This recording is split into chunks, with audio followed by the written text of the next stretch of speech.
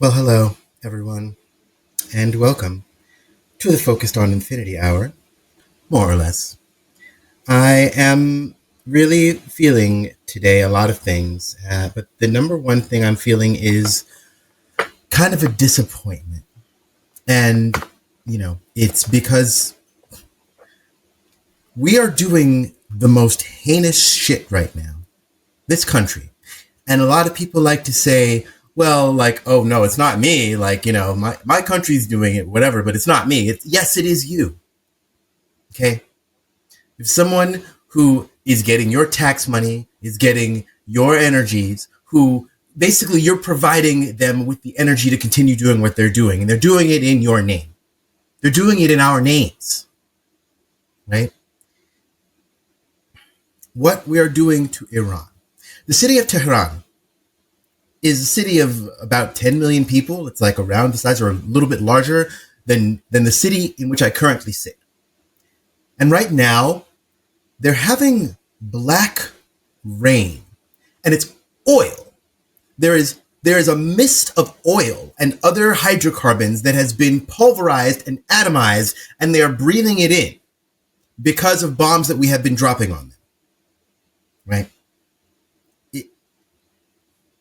There is an extent to which we have become so used to seeing this kind of stuff happen that we're kind of immune to it in a way. That shit should haunt you. It should haunt you. You should not be able to continue your life the exact same way that you were doing it before. You simply should not. And yes, the problem is that the mundanity of it all is that we still got to pay a bill. We still got to make lunch. The laundry still has to get done, right? The dishes still need to be washed. Yes. And that's how they fucking get you, right? We are complicit because of the way that they have entrapped us. It's one of the reasons that they give kids homework. Homework is not really to help learning that much more. Let's be honest, right? Homework is so that kids get used to the idea that they're always on call, just like we are. We are always on call for this empire because that's how this empire wants us. Even those of us who are trying to divest from it, right? I always say, every time I turn on a light switch, I remind myself that I am complicit and I don't have any choice. Yes, there is no ethical consumption under capitalism. Yes, there is a way that we're all going to get got, right?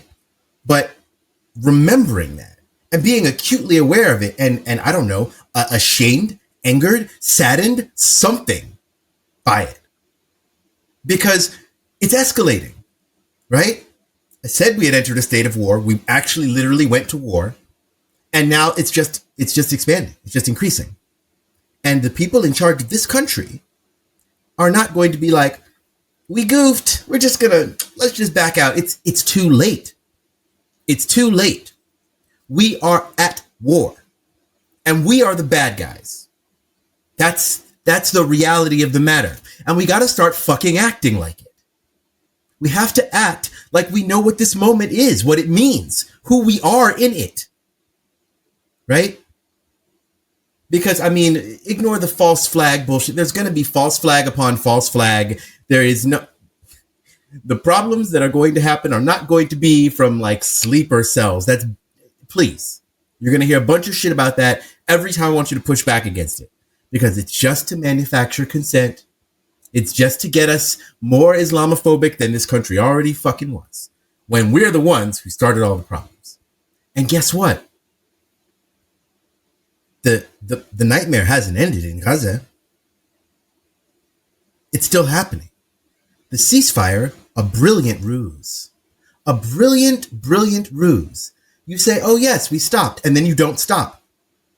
But a lot of the people who listen especially to the news and who are willing to go along with whatever the mainstream news tells them, they're like, oh, wasn't there a ceasefire? Because I heard ceasefire, and I really wanted to stop caring about it. So when I heard ceasefire, I assumed that we had ceased firing when that never fucking happened. I can think of another thing that the government said had ended that did not. that people are still suffering every day because they said that it stopped and it did not ever stop, because they wanted to keep the gears running, because they never wanted us to get a chance to slow down again and think about what we were actually doing, how we were actually living. Y'all got to remember 2020. It wasn't that long ago, right? It was the largest protest movement wave in American history. And that, more than basically anything, is the reason that they ended the pandemic. Because they were like, wait, when people get a chance to slow down and actually get a couple of dollars to keep living, they go, oh, wait, let me think about my life and who I want to be. And people started getting queerer, and people started learning about their neurodivergence and learning about the American empire and educating each other and getting closer and unifying. And they said, absolutely the fuck not. Right? Pandemic times often lead to fascism because there is a greater clampdown, and also because the general public buys into the idea that some lives are expendable. And once you start thinking that, and there's a caveat on that, which I'll get back to later, once you start thinking that some lives are expendable, you've become a fascist, babes. You've become a fascist. And there's one caveat to that I just mentioned. And the caveat is, unless you are fighting against the people who have declared themselves happily and openly as the fascists. Because there's only one response to fascism. And I can't say what it is, but you know what it is.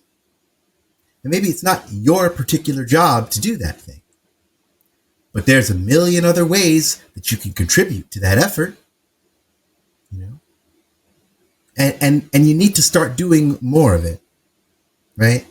Why do you know people who work for fucking the Frozen Water Boys, right? If you know any of them, they should never have a functioning full tire as long as you draw breath.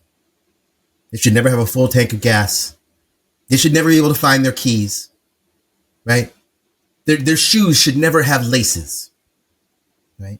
And yes, some people are like, oh, that's, and the funny thing is that, like, you know, as people who try to be good people or think of themselves as good, when people hear that, they're like, oh, well, I don't want to do that. That seems mean. It's not quite as mean as bombing a city that didn't do shit to you, to the point where there is a black mist filling their lungs right now as we speak on your money. Because what they want to do is finish what they're doing and then go back to business as usual. It's funny how we think of the blue and white country as uniquely rapacious when it's just our kid. You know, the UK was the first hegemon, right? They passed on that mantle to the United States after the Second World War. We're currently in the beginning of the Third World War. And if things go as we would like them to go, that mantle of hegemony is going to get passed on to our progeny, the blue and white country, because that's all it is, right? Y'all, I don't know. I feel every day like I'm not doing enough, you know? And it's because I always could do more. We always could do more. And I don't say that reproachfully, because there usually, when you're pushed in this, you know, capitalist bullshit ass overculture, when you're pushed by people, it's for toxic reasons. It's to get you to not think about stuff. It's to get you more into the way that they want people doing things. And that's not what I mean when I say it, right? Because you can do more. You can be better. You can fight harder. And you should. You should be pushing yourself to become the best version of you every day, right? You should be judging yourself by your own standards, right? And saying, this is where I could improve. Because none of us are perfect the way that we are, exactly, right? That's bullshit too. That's bullshit too, right? We have to be able to look at ourselves and say, damn, I'm pretty fucking awesome. This is how I'm going to be better tomorrow. And one of those ways you can be better is by fighting harder. It's by becoming the revolutionary that you are. Becoming the person who you really are. Because that's really the biggest problem. And during that moment in 2020, we all started becoming. There was a process of becoming that kicked off. And they halted it. But we all caught glimpses of it. And some of us have found each other because of that moment. And have stuck with it despite the fact that the world, put a hard pause on it, right? We didn't. But we didn't. And that's why we're here. That's why you're here. But we have to spread this message. We have to spread, and we have to do it real fast because we don't have any time. But we're here tonight to bring you, as we always do, each week. This is our 14th episode. I literally cannot believe it has already been 3.5 months of making the show for you. And I have loved every minute of it. And I hope you have as well. I hope you will help us out by continuing to, share the stream. Be sure to click like, tell people about it. And also, if you are a person with talents, share them with us so that we can share them with the world. Because this is the way that we should be doing things. By the people, for the people. Whatever it is, whether we're talking about mutual aid and it's money and it's food and it's childcare and it's medicines, whatever it is. By the people, for the people. That includes entertainment, art, and shows, and all of that good shit, right? So, we're going to go right into, as we always do, first up in the show, it's going to be the Astrological Weather Report with our very own Alice Pope of Alice Pope Astrology. Let's hit it.